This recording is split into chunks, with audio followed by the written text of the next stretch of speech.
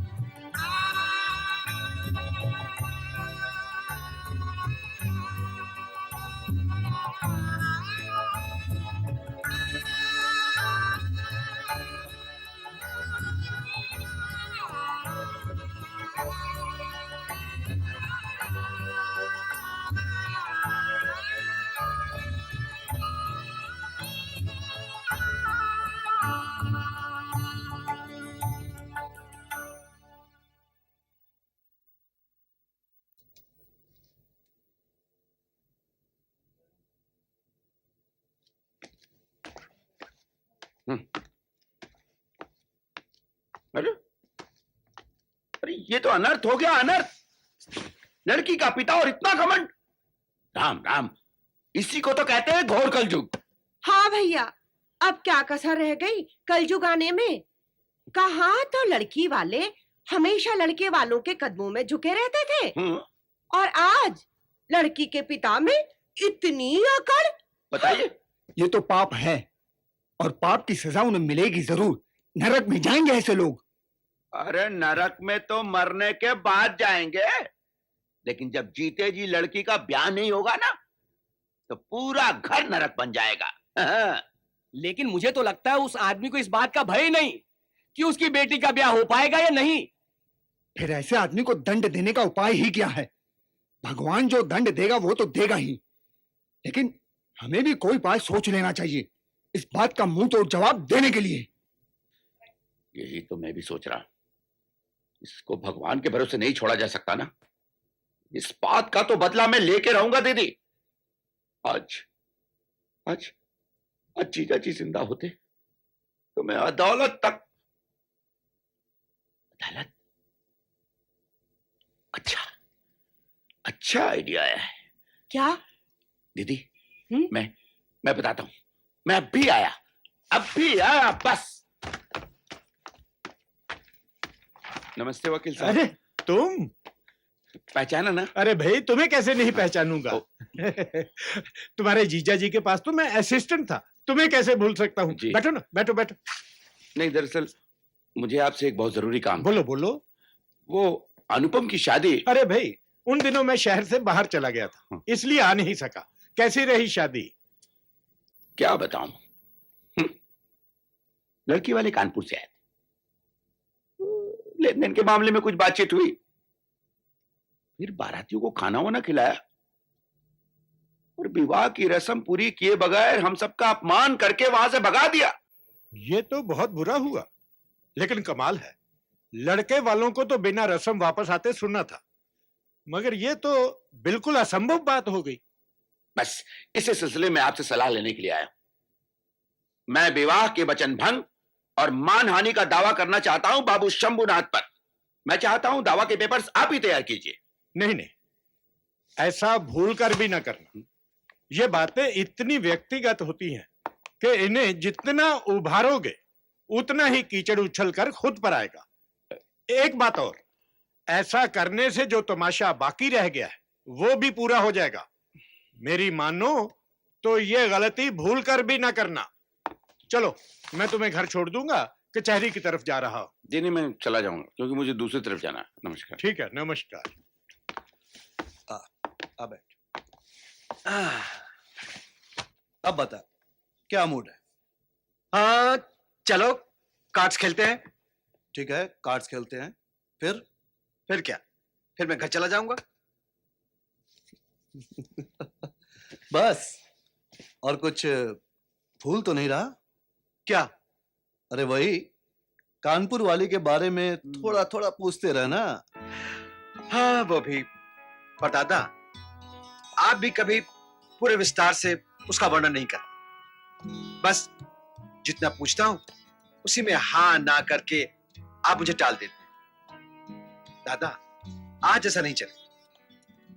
आज जरा कुछ इस तरह साफ साफ उसके बारे में बताओ कि मैं कम से कम मन में उसकी एक तस्वीर तो बना सकूं।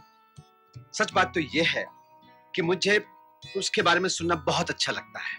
अच्छा, मैं जान सकता हूँ क्यों? क्योंकि मन में एक तस्वीर बनती है नफरत के लिए। नफरत के लिए? नफरत के लिए या प्यार के लिए? कुछ भी बताओ दादा, पर मुझे बताओ। अच्छा ठीक है, पहले मैं कार्ड्स ले आऊं, फिर खेलते भी रहेंगे और उसके बारे में बातचीत भी करते रहेंगे। अच्छा, ठीक है? ठीक है।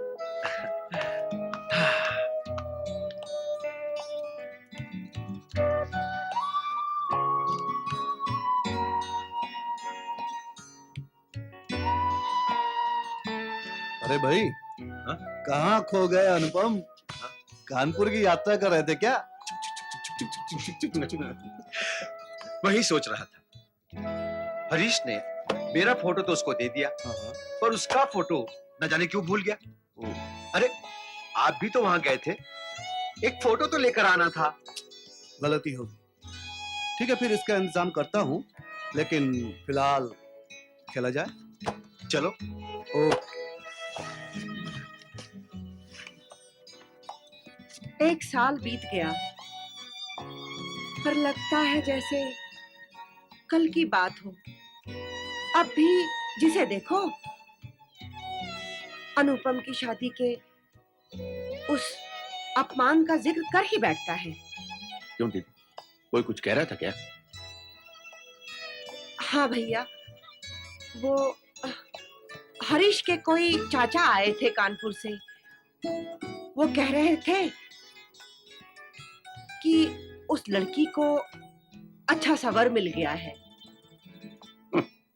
मिल गया होगा वर, मेरी बला से कर लें शादी। पर यह भी पता चला है कि वो लड़की शादी करने को राजी नहीं है। अरे दीदी, बहुत घमंडी है ये लोग, बहुत घमंडी है। पर क्या पता जानबूझकर ये खबर हमारे यहाँ तक पहुंचाई गई हो। दीदी, ऐसे क्या अनुपम के लिए रिश्ते नहीं आते क्या? आते हैं ना। फिर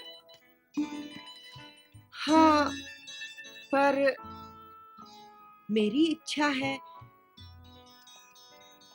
कि अपमान का यह दौर पूरी तरह खत्म हो जाए, तभी ठीक रिश्ता खोजकर शादी की जाए। ठीक है।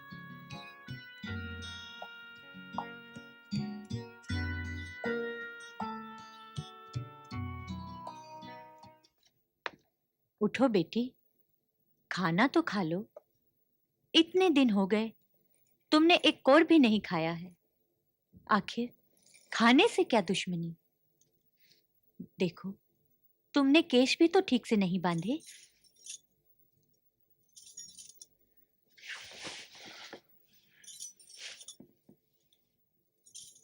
ये दिन पर दिन मेरी बेटी को क्या होता जा रहा है? हाँ, तुझे क्या हुआ है बेटी? मुझे तो बता। कुछ भी तो नहीं पिताजी।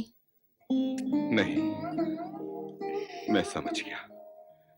तू उसी अनुपम के लिए परेशान है। मैं जानता हूं बेटी, वो लोग मुझे अपने दरवाजे पर खड़ा तक नहीं होने देंगे। लेकिन मैं तेरे लिए मैं उनके आगे गिड़गिड़ाऊंगा।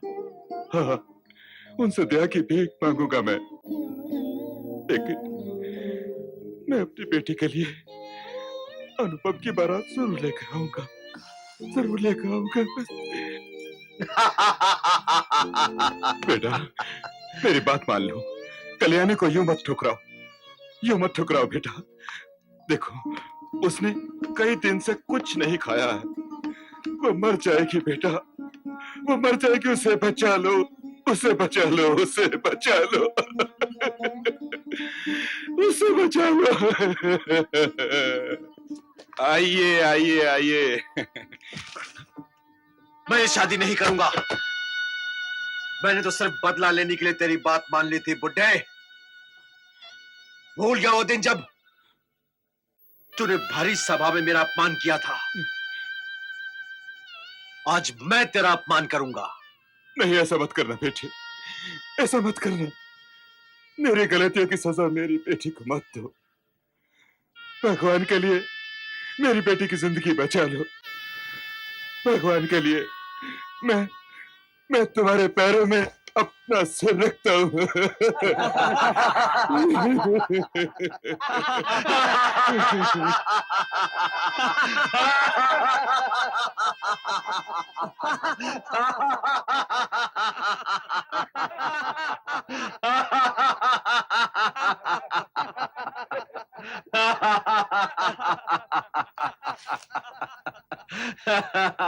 अनुपम बेटे, हाँ? यहाँ पड़ा क्या सोच रहा है? काम पर नहीं जाना है क्या? नहीं माँ, न जाने मन क्यों बेचैन है। मैं थोड़ा आराम कर लूं, फिर बाहर निकलूंगा। ठीक है बेटा, ठीक है। मैं जरा मंदिर होकर आती हूँ। वापस आकर तुझे जगा दूंगी। अच्छा, तब तक के लिए तो सो जा। अच्छा।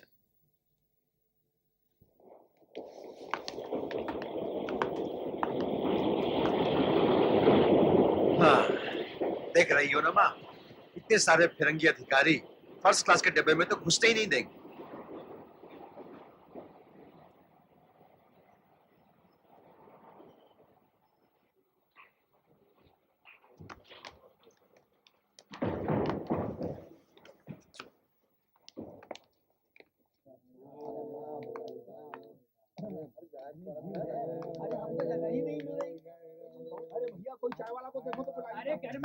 आओ माँ, चलो जल्दी करो।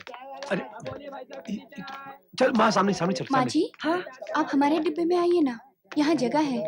चल बेटा, चल चल चल चल चल हाँ हाँ। चल। तुम लोग यहीं बैठो। हाँ?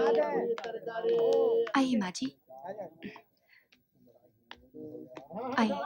आ बेटा। बैठिए।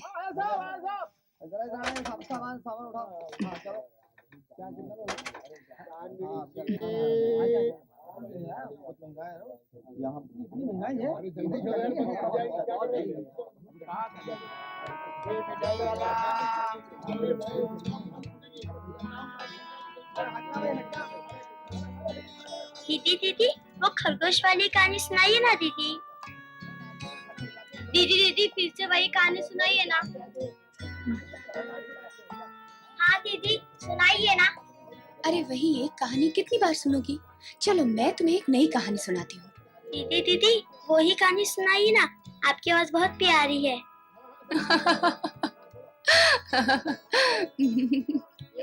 तो लो सुनो। एक जंगल में एक था खरगोश। उसकी शक्ल बहुत प्यारी थी। जब वो दौड़ता था तो इतना प्यारा लगता था।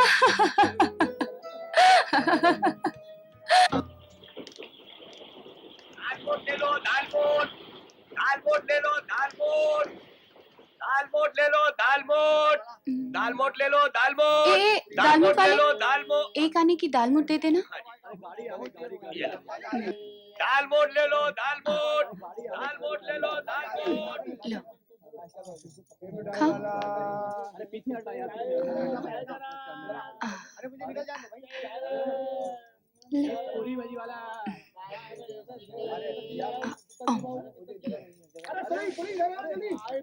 अच्छी है ना? और भी चाहिए?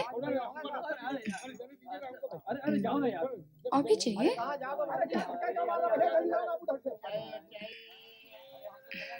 इस डब्बे की 2 बर्थ पहले से ही 2 सावन रिजर्व करवा रखी है। आप लोगों को दूसरे डब्बे में जाना होगा। नहीं, हम ये डिब्बा खाली नहीं करेंगे, क्योंकि ये डिब्बा पहले से रिजर्व नहीं करवाया गया था। ठीक है।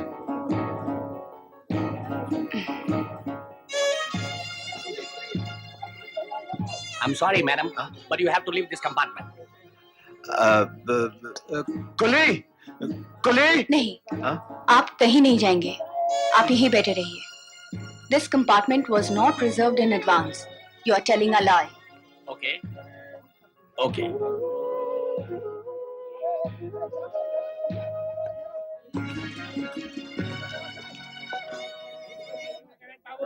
भाई साहब सुनिए, गाड़ी क्यों रुकी है? अरे भाई साहब, अपने अंग्रेज जनरल साहब है ना, उनके साथियों को कहीं जगह नहीं मिली है। अच्छा। इसलिए उनके लिए नया डिब्बा जोड़ा जा रहा है। अच्छा अच्छा।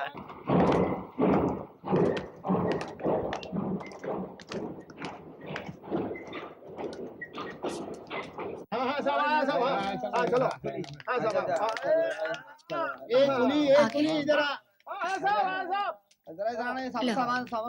अच्छा।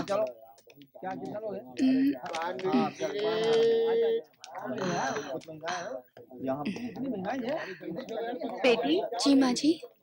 तुम्हारा नाम क्या है बेटी? कल्याणी। तुम्हारे पिताजी, उनका क्या नाम? जी वो कानपुर में डॉक्टर हैं और उनका नाम है श्री शंभुनाथ सेन।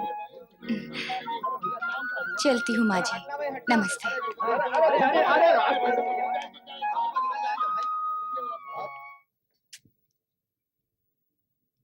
वो अनुपम मानेगा नहीं ना?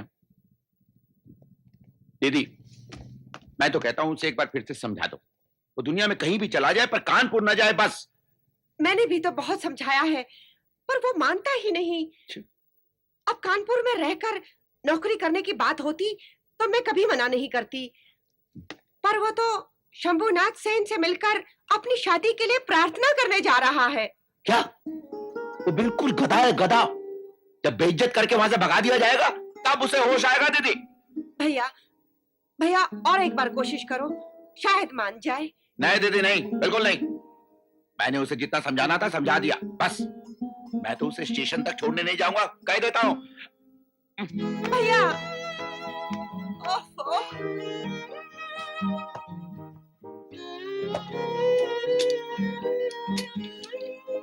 बेटा, बेटा, तुम्हारे मामा जी बहुत नाराज हैं, उन्हें मना लो बेटा। तुम्हें स्टेशन छोड़ने तक के लिए तैयार नहीं है। तू रुक जा बेटा, तू रुक जा। नहीं माँ, नहीं, अब मैं नहीं रुक सकता। कोई मुझे स्टेशन छोड़ने आए या नहीं, अब मैं अपना इरादा नहीं बदल सकता माँ, नहीं बदल सकता। बेटा, बेटा। भगवान।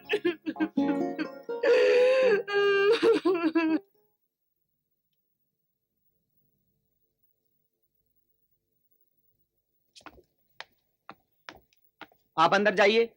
हाँ, आप। हाँ।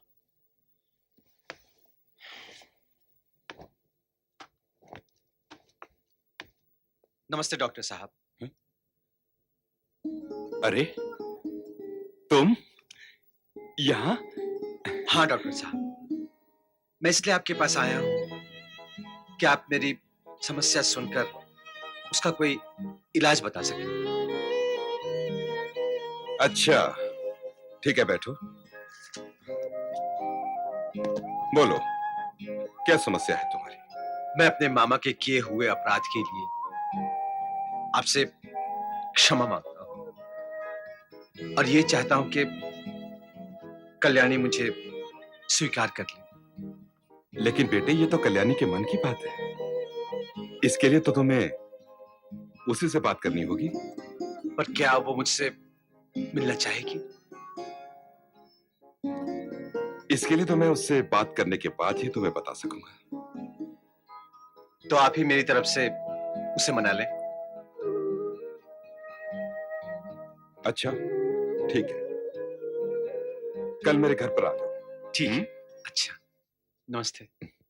हाँ तो बच्चों, आज का पाठ शुरू करें? हाँ दीदी। कहो, 1 2 3। 1 2 3।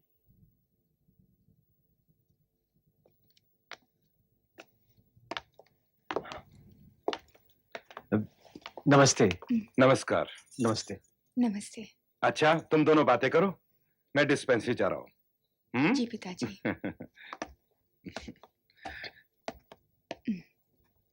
बैठिए ना। हाँ।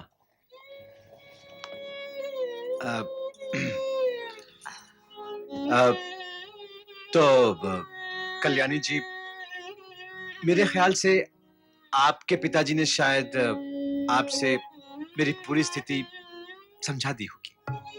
जी। तो मैं ये समझूं कि आपने मुझे माफ कर दिया।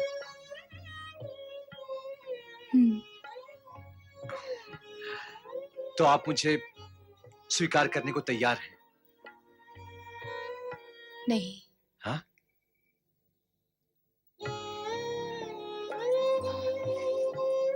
मैं अब शादी नहीं कर सकती। क्यों?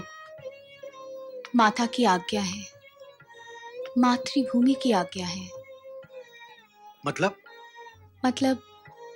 इस वक्त भारत माता को जरूरत है मेरे जैसे समर्पित शिक्षिकाओं की, जो बच्चों को पढ़ाने के साथ साथ अपनी देशभक्ति का पाठ भी सिखा सके।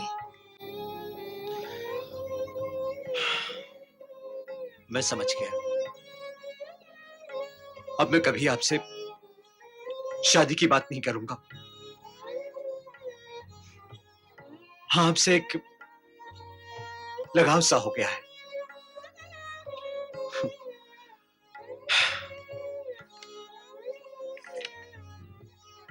ये मेरे ऑफिस का पता है। अगर कोई काम पड़े तो जरूर याद कीजिएगा।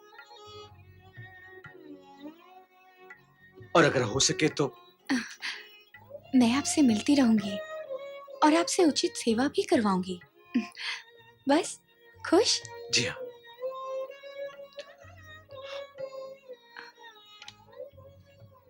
नमस्ते। नमस्ते।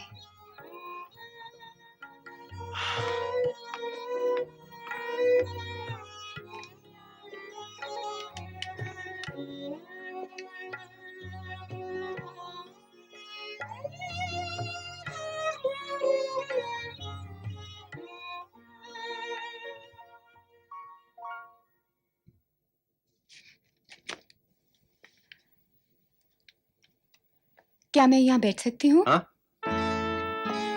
अरे आप, हाँ हाँ बैठिए ना। धन्यवाद। एक काम है, करेंगे? क्या काम है बताइए।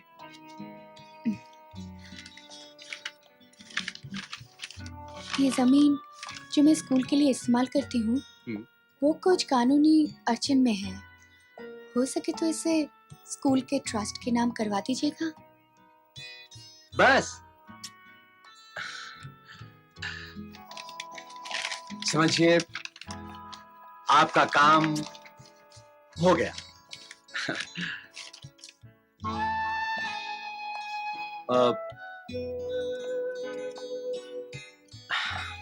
अब बोलिए, आपके लिए अब क्या मंगवाऊं? शरबत, लस्सी या चाय? कुछ भी नहीं। आपको अगर इनमें से कुछ भी पीना हो तो आप हमारे घर पर आ जाइएगा। आएंगे ना? हाँ?